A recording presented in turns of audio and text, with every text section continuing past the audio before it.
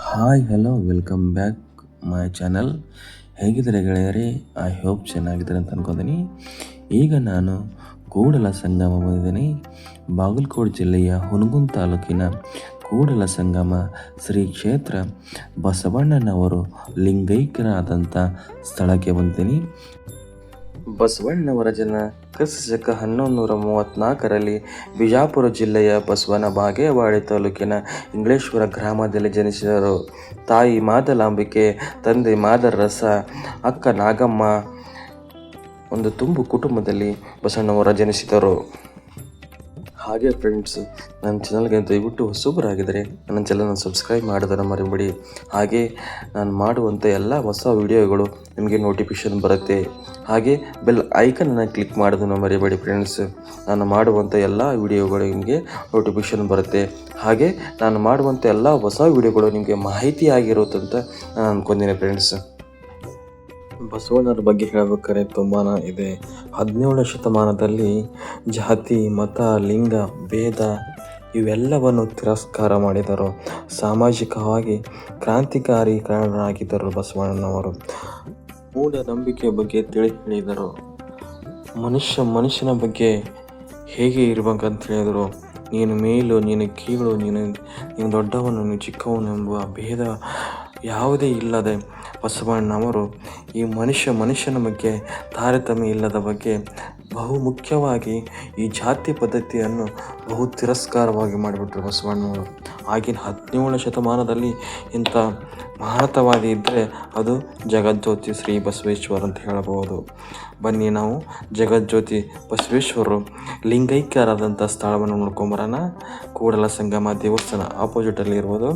ಅದು ಸುಮಾರು ಒಂದು 5 ಫ್ಲೋರ್ ಅಷ್ಟು ಆಳದಲ್ಲಿ ಬಸವಣ್ಣವರ ಲಿಂಗೈಕ್ಯರಾದಂಥ ಸ್ಥಳ ಇದೆ. ಇದೆಲ್ಲ ನೋಡ್ತಾ ಇದ್ರೆ ಬಸವಣ್ಣವರೊಂದು ವಚನ ಬರುತ್ತೆ. ಕಳಬೇಡ, ಕೊಲಬೇಡ, ಉಸಿಯ ನುಡಿಯಲು ಬೇಡ, ಮುನಿಯೋ ಬೇಡ, ಅನ್ಯರಿಗೆ ಅಸಹ್ಯಲು ಪಡಬೇಡ, ತನ್ನ ಬಣ್ಣಿಸಲು ಬೇಡ, ಇದುರು ಅಳಿಯಲು ಬೇಡ. ಇದೇ ಅಂತರಂಗ ಸುದ್ದಿ, ಇದೇ ಬಹಿರಂಗ ಸುದ್ದಿ, ಇದೇ ನಮ್ಮ ಕೂಡಲ ಸಂಗಮ ದೇವನೊಲಿಸುವ ಪರಿ.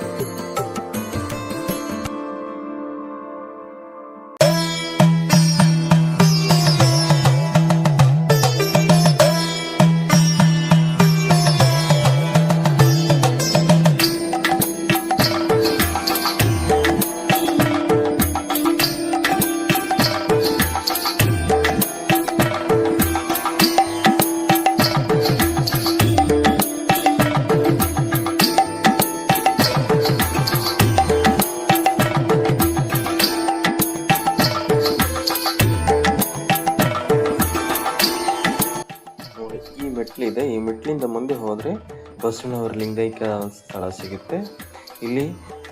ಇಲ್ಲಿ ಮುಖ್ಯವಾಗಿ ಮುಂದೆ ಸಾಗ್ತಾ ಹೋಗ್ತಾ ಇದ್ದರೆ ಹಲವು ವಚನಗಳನ್ನು ರಚನೆ ಮಾಡಿ ಬೋರ್ಡಲ್ಲಿ ಹಾಕಿದ್ದಾರೆ. ನೋಡಿ ಕಾಣಿಸ್ಬೋದು ನಿಮಗೂ. ಬಸವಣ್ಣವರ ವಚನಗಳಾಗಲಿ, ಅಲ್ಲಮ ಪ್ರಭು ಆಗಲಿ, ಒಬ್ಬೊಬ್ಬರು ಮಹಾನತವಾದಿಗಳ ಇಲ್ಲಿ ಒಂದು ವಚನಗಳನ್ನು ಹಾಕಲಾಗಿದೆ.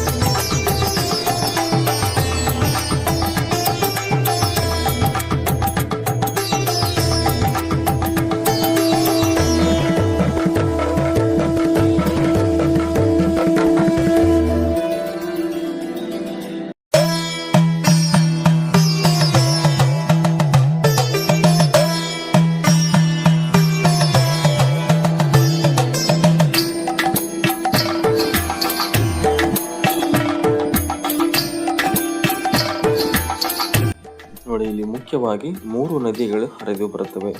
ಮಲಪ್ರಭಾ ಮತ್ತು ಘಟಪ್ರಭಾ, ಹಾಗೆ ಕೃಷ್ಣ ನದಿ. ಮಲಪ್ರಭಾ ಘಟಪ್ರಭಾ ಎರಡೂ ಒಟ್ಟಿಗೆ ಹರಿದು ಬರುತ್ತದೆ. ಕೃಷ್ಣಾ ನದಿ ಬಂದು ಒಂದೇ ಸಿಂಗಲ್ ಆಗಿ, ಈ 3 ನದಿಗಳು ಬಂದು ಜೋಡಿನಾಗಿ ಇಲ್ಲಿ ತ್ರಿವೇಣಿ ಸಂಗಮವಾಗಿರುವುದು. ನೋಡಿ, ಇದು ಬಲಭಾಗದಲ್ಲಿದೆಯಲ್ಲ ಕೃಷ್ಣಾ ನದಿ, ಎಡಭಾಗದಲ್ಲಿ ಮಲಪ್ರಭಾ ಮತ್ತು ಘಟಪ್ರಭಾ, ಈ 3 ನದಿಗಳು ಬಂದು ಜೋಡಿನಾದಂಥ ಸ್ಥಳ ಇದೆ ಕೂಡಲ ಸಂಗಮ.